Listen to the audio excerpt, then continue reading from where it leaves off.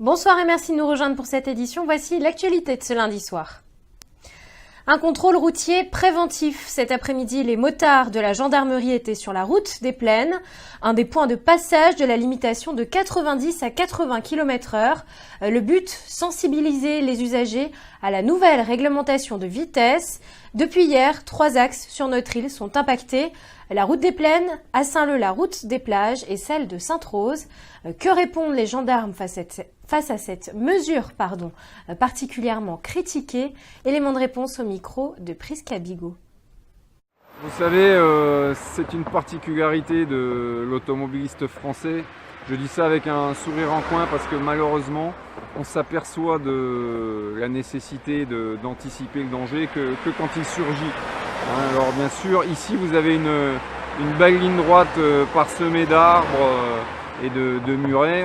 On n'est pas à l'abri d'un animal qui surgit brusquement, d'un automobiliste qui fait un écart et qui va se trouver face à vous carrément en sens inverse. Donc tous ces éléments de réduction de la vitesse permettent de créer un meilleur climat de cohabitation un peu plus sécuritaire sur nos axes. Moi ce que je retiens de toute cette campagne, c'est 13 mètres.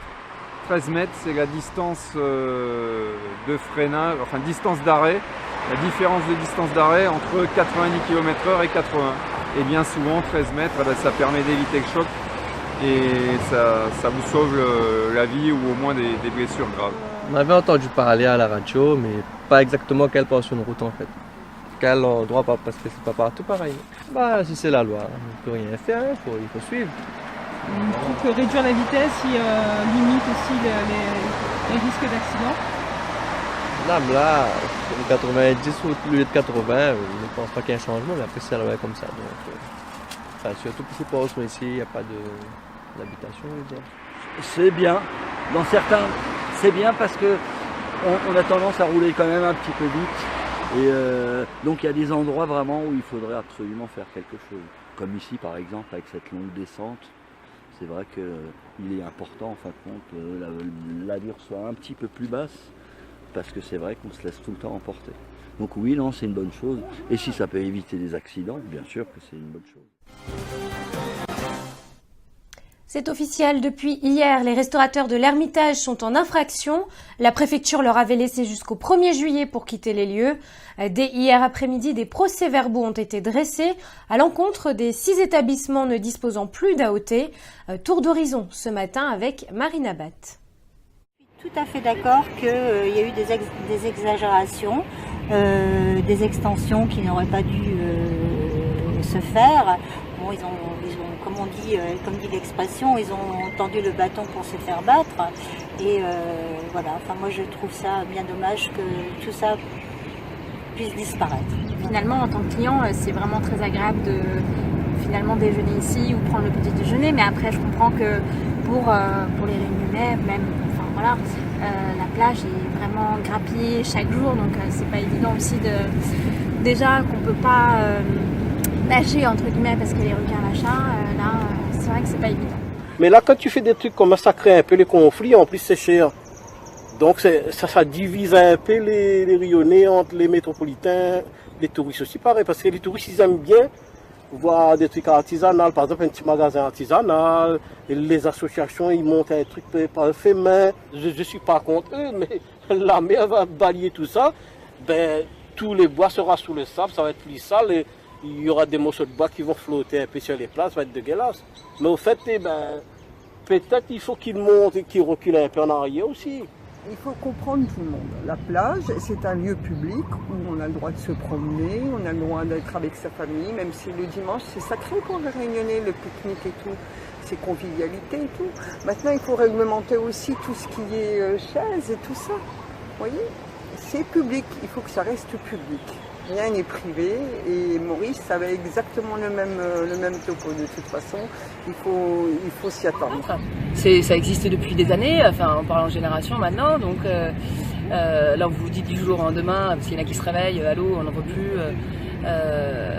Donc oui, c'est normal qu'ils se battent, parce qu'il y a aussi des familles, il y a du staff qui travaille, et puis ça génère quand même de l'argent. Donc ça laisse une dynamique sur la plage, des vendeurs de plage. Il y a plein de choses qui rentrent en compte, quoi. Donc C'est vrai que si on protège tout et qu'on a une île qui est morte. La nouvelle directrice de cabinet du préfet a pris ses fonctions aujourd'hui. Elle remplace Sébastien Audebert à ce poste qui a été nommé au ministère de l'Intérieur. Paillotte, crise requin, moustique ou cyclone, Marie-Amélie Vautier-Bardinet est-elle au point? Réponse au micro de Samuel Irlepen. Alors avec Sébastien Audebert, il m'a présenté certains dossiers. Je sais que par exemple le dossier de la saison cyclonique est extrêmement important et on va le préparer durant tout l'hiver austral. Alors la Réunion, c'est l'île intense, c'est ce qu'on m'a dit dès le départ.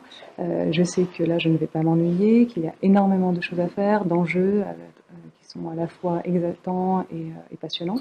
C'est aussi une île qui est très dynamique, qui apporte quelque chose, un modèle de société, un modèle de développement économique, donc c'est vraiment très intéressant. Alors j'ai acquis une expérience en Savoie dans le cadre de la gestion de crise, donc tous les risques de montagne, ça va des avalanches, aux éboulements, aux inondations. Et ici à La Réunion, nous avons tout un panel de risques naturels extrêmement important, donc ça me permettra de consolider cette expérience et aussi d'apprendre auprès des experts réunionnais, car je sais qu'il y a une très grande expertise en la matière. L'opposition à Saint-Paul contre le prélèvement des andins sur la commune. Le projet proposé par CBO Territoria porte sur une zone de plus de 550 hectares entre le lotissement Carrosse et l'Hermitage-les-Bains. Une enquête publique va être ouverte dès le 23 juillet prochain. Quel impact pour l'environnement? Le conseiller municipal d'opposition répond au micro de Marine Abat.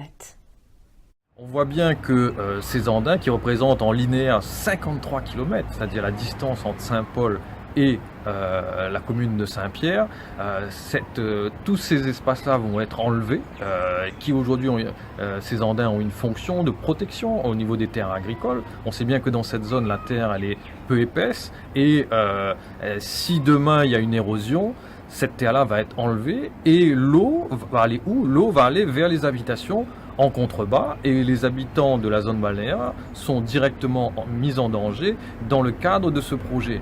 Mais aussi toute la zone de la réserve marine parce qu'on sait bien, comme il s'est passé sur Saint-Leu, que les lagons sont les premiers impactés par rapport à l'écoulement des eaux et des inondations. Oui, c'est une enquête publique qui se passe en plein milieu des vacances scolaires et où le commissaire enquêteur sera là seulement 3 demi-journées. Sur une enquête en plein milieu des vacances scolaires, on voit bien que c'est une enquête qui est faite pour que personne vienne dans les registres. C'est pour ça que j'en appelle aux associations de protection de l'environnement, aux habitants du secteur, que tout le monde se renseigne pour voir exactement l'impact de l'enlèvement de ces andins sur toute la zone balnéaire. Ce ne sont pas encore les vacances, mais certaines écoles ont distribué les listes de fournitures scolaires depuis une semaine déjà. L'occasion pour certains de partir en vacances, l'esprit libre de cette contrainte qui peut virer à la corvée, surtout quand il manque des fournitures. Charlotte Molina est allée faire un tour en librairie. Voyez plutôt. Faire le ravitaillement en fourniture scolaire pour débuter les vacances sans tracas. C'est pour ça que vous les faites si tôt ? Oui. Des cahiers, des copies doubles pour les évaluations, qui auront le devoir de bien réussir, et des stylos et ce qui manque. Oui, ça y est, ça commence depuis le week-end dernier, ça y est, les premières listes commencent à arriver. C'est en général la date à laquelle vous l'attendez? Vous êtes déjà prêt à ce moment-là de l'année? Oui, tout à fait, c'est le top des vacances en fait qui donne le début des listes scolaires. Nous, ça fait déjà bien 6 mois qu'on prépare la rentrée scolaire. C'est varié, mais les enfants, c'est surtout pour choisir l'agenda au tout début pour être sûr d'avoir le maximum de choix. Je m'appelle Rose, je suis allée chercher un cahier de texte pour la rentrée. Tu rentres en quelle classe? En CE2. Tu as choisi du coup? Oui. Fais voir, c'est lequel? Celui-là.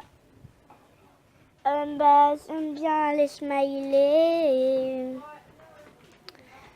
j'aime bien la couleur jaune et voilà. J'ai cherché un cahier de texte pour ma fille pour la rentrée. Très bien. Est-ce que ça y est, vous démarrez votre course de fourniture? C'est ça, petit à petit. Vous avez reçu vos listes? Oui, on a les listes données par les maîtresses, oui. Et du coup, vous aimez vous y prendre un peu à l'avance, parce qu'il est quand même tôt. C'est ça, pour être tranquille pour les vacances. Et c'est important pour passer une bonne année scolaire, tout ça? Bah oui, quand même, parce que si tu oublies quelque chose, au début de l'année ça va, mais à la fin, on va plus de rien te prêter. C'est la fin de cette édition. Merci de votre fidélité. On se retrouve demain.